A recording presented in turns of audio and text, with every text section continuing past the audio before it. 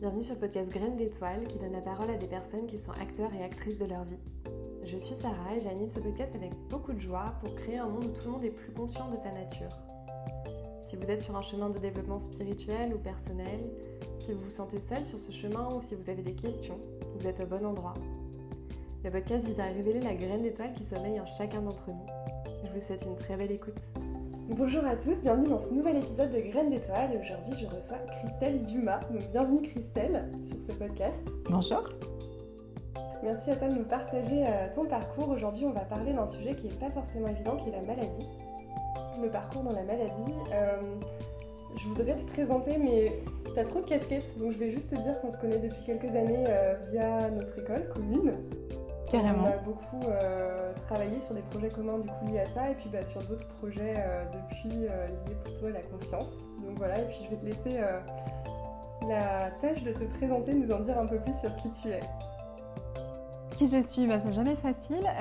J'ai 47 ans, donc je suis maman, je crois que c'est important déjà aussi. Je suis une amoureuse aussi, parce que je suis avec un homme depuis plusieurs années qui est formidable. Et puis après, qu'est-ce que je fais plein de choses, ouais. La vie m'a apporté plein de choses. J'ai fait plein de métiers, tous autour plutôt de la santé et puis de l'humain. Et puis je suis tombée malade, parce que je crois que c'est de ça dont on va parler aussi aujourd'hui. Et puis surtout, je suis tombée dans d'autres choses dans lesquelles j'avais pas du tout envie de tomber à la base. C'était pas du tout mon souhait d'aller dans quelque chose qui touche justement à la conscience, au spirituel, au guérisseur et tout ça. C'était pas du tout mon projet de vie, mais ça m'a rattrapée plus que fermement. Et donc aujourd'hui, c'est vrai que ça m'a beaucoup changé la vie. Moi, j'aime la vie. Je crois que ça, c'est déjà le plus important. Je suis quelqu'un d'assez joyeux, même si je peux être très mélancolique à plein de moments. Et j'aime bien comprendre et penser le monde, en fait, à ma toute petite place, parce que ça fait très prétentieux dit comme ça, mais j'aime bien, de ma place, essayer de comprendre ce qui se passe autour de moi et ce qui se passe avec les humains en général. Donc du coup, j'aime pas les étiquettes, parce que je suis quelqu'un de super généraliste, donc j'aime pas les étiquettes, mais je suis peut-être un peu passeuse, voilà, passeuse pour transmettre, pour connecter, pour recevoir et puis pour donner. C'est-à-dire on reçoit d'abord et puis après on donne. Voilà, c'est peut-être ça un peu. Donc je fais du lien, et en particulier dans la santé. Je suis naturopathe aussi, je fais des soins énergétiques. Et puis voilà, c'est déjà pas mal. Hein. C'est déjà pas mal. Comme on va parler un peu de spiritualité, puis du coup ça t'a rattrapé depuis plusieurs années, ça serait quoi toi ta définition, ta vision de la spiritualité? Alors en fait, moi le mot m'amuse, c'est-à-dire qu'en fait, spiritualité pour moi, j'aime beaucoup le français. Et la spiritualité, c'est être spirituel, et c'est-à-dire c'est être gai, divertissant. Tu vois, quelqu'un de spirituel, c'est quelqu'un qu'on aime bien inviter dans les soirées parce que il va mettre une certaine ambiance, il va être agréable. Et en fait, je décolle pas de ce mot-là, parce que pour moi, la spiritualité, il y a vraiment quelque chose de cet ordre-là, de joyeux, de gai. Et une fois qu'on a dit ça, c'est quelque chose qui est plus grand que nous, en fait, qui nous remet à notre toute petite place. Moi, j'aime bien à chaque fois se recentrer en tant que poussière quand même dans l'univers, mais poussière pensante, poussière agissante. Et la spiritualité, c'est vraiment ce, en tout cas moi, à quoi je me connecte et qui me rend joyeuse. Voilà. Petite graine d'étoile en somme. C'est ça. Donc on va aborder le sujet de la santé, de la maladie, effectivement, parce que tu as un long parcours sur ces sujets. Est-ce que tu peux nous en dire un peu plus sur ton parcours, ton vécu, en tout cas lié à ça? Le vécu, c'est qu'en fait, professionnellement, j'ai eu des postes à responsabilité dans lesquels il ne fallait pas lâcher le gouvernail, avec pas mal de management. Et puis, j'ai une fille qui est malade depuis qu'elle est née, qui a 20 ans aujourd'hui. Donc, j'ai plongé très vite dans la maladie. Et puis, j'ai compris au bout de quelques années que j'étais malade moi aussi. Pas tout à fait la même chose, mais pas loin. Et en fait, le rapport à la maladie, pour moi, ça a surtout été le déni. Le déni par moi-même de ce qui m'arrivait. Et c'est quelque chose qui arrive à beaucoup de gens et on n'en parle pas beaucoup. C'est-à-dire qu'ils n'acceptent pas du tout en fait d'être malade, donc ils continuent de pédaler. En plus, la société souvent te renvoie dans ce déni. Il y a un déni aussi sur ta pathologie, en tout cas c'est le cas de la mienne, qui fait débat. Et du coup, ce déni nourrit le tien. Et puis toi, tranquillement, tu continues de pédaler. Tranquillement étant un euphémisme. Et du coup, tu vas au bout de tes forces. Et en ce qui me concerne, je suis arrivée jusqu'à l'écroulement général. L'écroulement général qui fait qu'un matin, tu ne vois plus rien. Tu n'entends plus rien, tu ne peux plus conduire, tu vois plus au tableau quand tu es au travail, tu vois plus rien. Et là, du coup, tu te retrouves dans ton lit parce qu'en fait, tu t'es complètement écroulé. Et ça, c'est, si on peut l'éviter, c'est bien. Après, peut-être on ne peut pas toujours. Mais quand on en arrive là, d'un seul coup, on se réveille un matin et on ne comprend même pas ce qui s'est passé en fait. Il y a une tempête qui est passée, tu as couché par terre. Et là, tu es en train de ressortir de dessous les arbres, tomber et te dire mais qu'est-ce qui s'est passé? Et ça, c'est une expérience de vie dont évidemment tu ressors différente. Et puis, il n'y a plus jamais rien qui sera pareil après ça. Donc ça, c'est l'expérience, on peut dire, professionnelle et de la maladie qui va avec. Et puis après, il y a la maladie de l'enfant. Ça, c'est pour une mère, je crois que c'est l'endroit le plus sensible où on peut être atteint en fait, qui fait qu'on pense à son enfant avant soi et qu'on expérimente encore la maladie d'un autre versant, qui est celui de l'impuissance. Voilà. Et du coup, la maladie, moi, je l'ai observée aussi sur le plan professionnel, puisque j'ai travaillé dans la santé, donc dans les établissements de santé, à l'hôpital, en clinique, en centre de soins. Donc, je l'ai expérimentée en tant que patiente, en tant que maman de patiente, et puis maintenant, je l'expérimente en tant que bénévole. Et je trouve ça super intéressant de rentrer par toutes les portes, en fait, toutes les fenêtres, tu vois, de la maladie et de faire le tour. Peut-être j'ai besoin de ça, en fait, pour m'approprier les choses et comprendre et apprendre des choses. Voilà, je pense que c'est sans doute pour ça que je le fais. Est-ce que tu as senti une évolution, du coup, à travers toutes tes casquettes, à travers les sentiments que tu as traversés, le déni, l'impuissance, tu en parlais? Est-ce que tu vois une évolution? Est-ce que ça change dans ton quotidien? Est-ce que ça change même selon les jours? Enfin... Alors oui, et puis ça continue de changer parce que c'est loin d'être fini. Ce qui a changé, c'est une forme d'acceptation, d'accepter ce qui est, en fait, et d'arrêter de se battre contre. Parce que tous les jours, j'ai mal, tous les jours, alors je suis handicapée, j'ai une canne pour marcher, j'ai le bras qui ne marche pas, donc tous les jours, de toute façon, la vie te rappelle que c'est plus compliqué qu'avant. Mais ce qui change, c'est une forme d'acceptation, qu'avant, j'avais pas du tout. J'en en parlais pas, je le cachais et je me le cachais à moi-même. Et ça bouge. Et à partir du moment où tu commences à accepter ça, il y a plein de choses qui bougent aussi. D'accepter d'écouter son corps. Et du coup, quand tu acceptes d'écouter ton corps, ou que tu rencontres tout un tas de gens, parce que du coup, pour essayer de guérir, j'ai rencontré tout ce qu'on veut, hein, des guérisseurs, des magnétiseurs, des ostéos, des sophrologues, enfin, j'ai fait le tour des popotes, des médiums, tout ce qu'on veut. Et du coup, quand tu commences à accepter ton corps, en fait, tu acceptes aussi d'être traversé par d'autres choses. C'est ça que j'ai pu expérimenter, en fait. Bien malgré toi aussi. Tu me fais la transition avec quelque chose que je voulais te demander, c'est quel est le rôle de la spiritualité dans tout ça? Je disais, c'est une forme de joie. C'est-à-dire pour moi, quand je me connecte, c'est d'ailleurs en général, je me mets à sourire immédiatement. Hein. Voire à rire toute seule, ce qui est sans doute mal vu à certains endroits. Mais la spiritualité, déjà, ça t'aide à avoir beaucoup moins peur. Enfin, il reste la souffrance. Pour moi, dans la vie, les deux choses qui nous font le plus peur, c'est la souffrance et la mort. La souffrance, que ce soit la sienne ou celle des autres, mais globalement, c'est ce qui nous terrifie le plus, ce qui nous plonge dans l'effroi.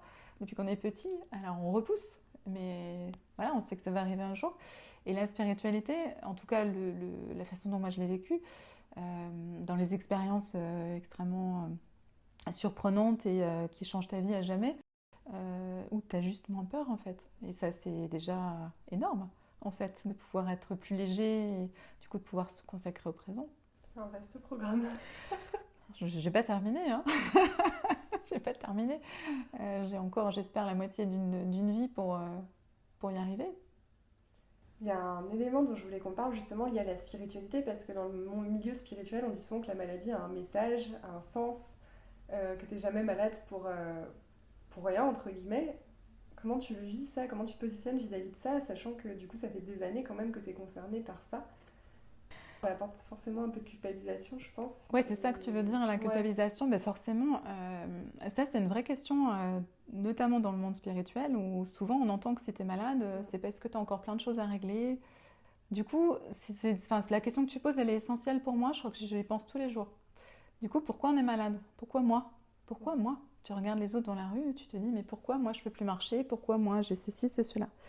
Et il y a certaines réponses dans le monde spirituel qui te disent parce que du coup, tu n'as pas réglé encore des tas de choses. Tu te dis, dis donc, c'était du lourd, hein, parce que moi, je n'en ai pas beaucoup à régler. Alors, parce que. Voilà. Donc, ça, c'est tes premières choses qui te viennent. Et puis après, moi, je pense que c'est pas si simple, en fait, que ça. Je pense qu'il y a des chemins de vie caillouteux. Le mien, il est caillouteux depuis le début, avec beaucoup d'épreuves. Donc, sans doute que sur un plan physiologique, la maladie te rattrape forcément. Tu as du stress, ininterrompu, des choses et d'autres. Et sur un plan plus spirituel, eh bien, il y a une dame un jour qui me l'a dit, qui était, je sais plus quoi, une guérisseuse, médium, qui m'a dit, mais il faut que vous soyez malade. C'est obligé parce que vous avez des choses à faire et vous ne les ferez pas si vous n'êtes pas malade. Et ça, c'est vrai, parce que moi, ma vie, elle a changé parce que je suis malade. Et je fais aujourd'hui des choses passionnantes parce que je suis malade. Et ça, je ne l'oublie pas. Et tous les jours, quand je me lève et que je ne vais pas au travail comme avant, comme les autres, je travaille d'une autre façon, mais pour des choses qui me passionnent, je remercie quand même la maladie d'une certaine façon. Alors, c'est pas pour ça qu'il faut qu'on s'y enferme, hein, parce que je préfère remarcher, mais en tout cas, la maladie nous fait tellement grandir, évoluer, nous bouscule tellement qu'on apprend des choses. Et moi, je pense qu'il faut être dans une zone d'inconfort pour apprendre des choses. Et si on peut parler du monde invisible, de tout ce qui est programmé pour nous et de ce qu'on a à faire, sans doute que dans une situation de confort, on apprendrait beaucoup moins. Alors, je dis pas que toutes les personnes qui sont pas malades n'apprennent rien, bien sûr, mais c'est un accélérateur pour des gens qui sont venus apprendre certaines choses. Il y a plein de réponses à ça et je crois qu'il faut se garder des certitudes. Moi, j'aime pas trop les étiquettes et j'aime pas trop les certitudes. Donc, c'est quelque chose que je vais continuer d'explorer. Et peut-être que dans 5 ans, dans 10 ans, je reviendrai te voir. Je te dirai où j'en suis là-dessus. Mais voilà, je crois qu'il faut être humble, en fait, devant ça. La maladie, elle est là pour nous montrer aussi un certain chemin. Merci pour ce partage. C'est très émouvant et j'ai hâte que tu me dises dans 5 ou 10 ans où est-ce que tu en es sur ce chemin. Quand on préparait aussi, quand on en avait rapidement discuté toutes les deux un peu, il y a quelques semaines déjà, tu avais une approche, tu m'avais dit quelque chose sur le lâcher prise vis-à-vis de la maladie et finalement vis-à-vis de la guérison aussi. Comment tu expérimentes le lâcher prise aussi complètement à travers la maladie en fait? Alors j'ai beaucoup de mal, hein, parce que je rappelle que je suis quelqu'un d'hyperactif, donc j'ai beaucoup de mal, il faut le dire, hein, que c'est pas, on ne trouve pas les clés et puis c'est formidable et tout ça. Parce que dans lâcher prise, moi je vois quand même le moment où je suis tombée de maladie. Et dans le lâcher prise, je me vois en train de tomber d'une montagne dans un trou. Et tu sais pas du tout ce qu'il y a dans le trou. C'est ça le lâcher prise quand même. Et c'est pour ça que ça fait si peur d'ailleurs. C'est pour ça qu'on lâche pas. Sinon on lâcherait tous. Mais effectivement, quand la vie nous amène à faire ça, c'est un vrai cadeau parce qu'en fait, c'est pas du tout un trou. En fait, c'est plein d'autres montagnes, c'est plein d'autres collines, c'est plein d'autres champs verdoyants. Et voilà, mais on ne le sait pas du tout avant. Je crois qu'on est obligé de l'expérimenter par soi-même. Et après, moi, préfère l'expression se laisser traverser par les choses, ou se laisser traverser par les mots, ou se laisser traverser par l'énergie, parce que ça paraît moins difficile que de lâcher prise. En tout cas, dans un premier temps, et quand on est très très agrippé à sa vie, à ce qu'on fait. Hein, parce que quand on travaille, par exemple, c'est bête, mais on a une identité. On est ceci, on est cela. Et d'un seul coup, quand tu tombes dans le trou, tu sais même plus qui tu es. Qu'est-ce que vous faites dans la vie? Je suis malade. C'est pas une identité, ça. Donc, il faut tout reconstruire, en fait. Voilà, donc moi, j'aime bien l'expression « se laisser traverser ». En tout cas, c'est plus doux pour moi. C'est ce qui m'a permis peut-être d'écouter un petit peu plus mon corps, quand même. De plus en plus. Mais pareil, je me sens en chemin. Et comment tu as fait justement pour reconstruire ton identité vis-à-vis des autres, vis-à-vis de toi-même aussi, j'imagine, avant tout? Je ne sais pas comment j'ai fait, j'ai laissé venir tous les projets qui venaient à moi, toutes les choses intéressantes qui venaient à moi. Donc j'essaye de choisir aussi pour ne pas retomber dans une frénésie d'activité. Mais c'est pas vraiment un positionnement, j'essaye en fait à mon petit niveau d'appuyer sur des boutons et de faire avancer des choses. Mais du coup, c'est plus forcément dans l'identité. C'est pour ça que j'ai multicasquette et en même temps aucune. Parce que finalement, c'est plus je suis entrepreneur ou je fais ceci ou je fais cela. C'est quand je sens que c'est utile, j'appuie sur des boutons, j'aide des gens. J'essaie de faire infuser des idées. Ça, c'est vraiment ce que j'essaie de faire le plus. Parce que je pense que les idées, c'est une énergie. Et donc plus on envoie cette énergie de certaines idées, pas seulement de la bienveillance, tout un tas d'idées qui pourraient peut-être améliorer des choses, j'essaie de l'énoncer, de faire... Donc je ne sais pas si ça répond à ta question sur le positionnement face aux autres, mais j'ai beaucoup moins ce besoin d'identité. Ça répond à la question d'une autre façon, mais c'est parfait. Je sais que tu en parlais un peu tout à l'heure, ça a changé ton rapport à la mort, à la souffrance. Est-ce que tu peux nous en dire un peu plus sur ça? Je sais que tu expérimentes beaucoup la mort quand même, de par tes activités. Donc je me permets de t'entraîner sur ce sujet un peu glissant. Sujet glissant. Oui, depuis cette année, je fais de l'accompagnement de fin de vie. Alors, j'ai observé que sur 10 personnes à qui j'explique ça, il y en a 9 environ qui me disent « mais quelle horreur !» Et puis il y en a une qui me dit « oh, c'est génial !» Alors, sans doute qu'il n'y a rien de... C'est forcément manichéen, vu ce rapport à l'accompagnement de fin de vie, il n'y a pas de nuance en fait. Soit c'est un effroi terrible, comme je disais tout à l'heure, soit c'est des gens qui justement l'ont approché et ont absolument besoin et envie d'en parler. Parce que tous les gens qui ont perdu quelqu'un de proche, éventuellement de jeunes, ont ce besoin en fait d'en parler, parce que personne n'en parle, parce que la mort est un tabou extrêmement important dans notre société. Alors pour moi, non seulement je l'ai vécu hélas beaucoup de fois dans mon entourage, dans l'accompagnement de personnes autour de moi, et puis moi aussi j'ai eu une expérience, on appelle une expérience de mort imminente, même si elle était pas très longue, mais bien sûr ça change la vie complètement. Forcément, il n'y a qu'à écouter sur tous les podcasts ou YouTube ou les expériences des gens qui ont vécu ça. On revient de là différent, complètement différent, avec tu parlais de positionnement, avec une espèce de tranquillité au fond du cœur.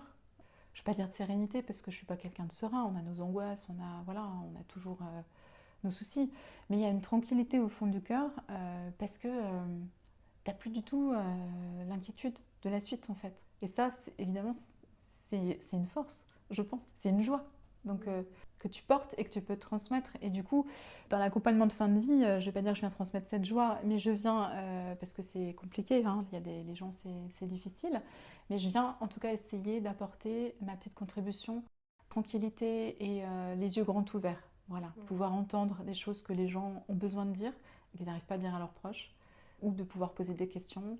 Et voilà, je mélange pas tout, bien sûr, hein, on fait pas de spirituel dans l'accompagnement de fin de vie, en tout cas, mais ça frappe à la porte régulièrement, voilà. Et en tout cas, on est là si les gens ont besoin d'en parler. Merci de lever le voile sur ce sujet un peu tabou. C'est quoi tes challenges aujourd'hui? C'est guérir, et puis que ma fille guérisse, hein, ça c'est les premiers challenges. On va pas se raconter d'histoire, c'est quand même intéressant, mais non, je crois que le challenge, c'est vraiment, comme je te disais, d'être au bon endroit, juste au bon endroit, et puis de faire de ces années qui restent quelque chose de plus doux que ce qu'il y a eu avant, et de continuer à apprendre, voilà, tu vois, sur ce chemin. Mais rien d'exceptionnel, tranquille. Je te souhaite plein de tranquillité et de douceur. J'aime bien demander aussi à tout le monde si une astuce qui t'a aidé sur ton parcours, ou bien une recommandation de quelqu'un que tu souhaiterais voir interviewer sur le podcast, t'as le choix. Tu peux prendre soit l'un, soit l'autre, ou les deux. En ce moment, j'ai les deux à chaque fois. J'ai le droit de prendre les deux? Oui, t'as le droit de prendre les deux. On peut dire plein de choses. Moi j'ai envie de dire, peut-être moi, ce qui m'a le plus aidé, c'est de ne pas me prendre au sérieux trop. En fait, ni dans le monde professionnel, ni dans la maladie, ni dans le spirituel. C'est d'essayer de ne pas trop se prendre au sérieux, d'être resté joyeux et de... Voilà, parce que ça aide vachement en fait, de pas trop se prendre au sérieux, et surtout ça fait venir le rire. Et puis, si la recommandation, moi dans mon parcours, j'ai rencontré une amie qui est médecin, et je pense que ce serait vachement bien de l'interviewer, parce que rentrer dans le soin et aussi se connecter un petit peu au spirituel avec, je trouve que c'est super intéressant. Donc Nathalie, voilà, je te tends le bâton de parole et t'as plus le choix. On va contacter Nathalie alors pour un prochain épisode. Merci pour ces partages et la joie que tu transmets, vraiment ça se ressent beaucoup dans les mots que tu portes. Est-ce que tu as un dernier mot peut-être? Bonne journée. C'est un bon dernier mot. Bonne journée à tous, merci pour votre écoute et on se retrouve, merci à Christelle aussi d'avoir partagé. Merci à toi Sarah de m'avoir invitée. Cette joie et on se retrouve très bientôt de toute façon. Belle journée. Belle journée à toi. Merci pour votre écoute, j'espère que cet épisode vous a plu. Si c'est le cas, n'hésitez pas à le partager autour de vous et à le faire connaître. On se retrouve dans tous les cas très bientôt pour un prochain épisode de Graines d'étoiles. Si vous voulez être tenu au courant de l'actualité du podcast, vous pouvez me suivre sur Instagram ou bien vous abonner à votre plateforme d'écoute. À très bientôt.